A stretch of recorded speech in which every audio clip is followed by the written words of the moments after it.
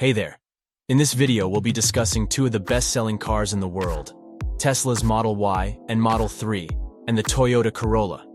In 2022, two electric vehicles from Tesla burst into the top 10 best-selling cars in the world. The Tesla Model Y and Model 3 have become the fastest-growing car models, with the former even topping the list as the best-selling car by revenue.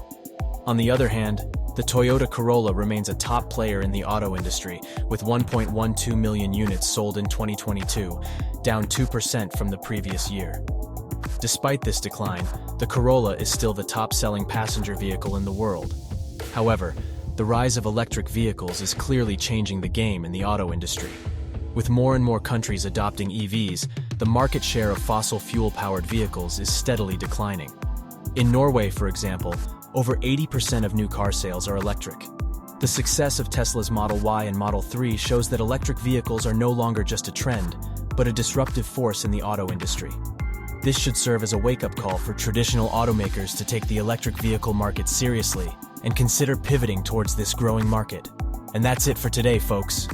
Don't forget to like and subscribe for more content like this. See you in the next one.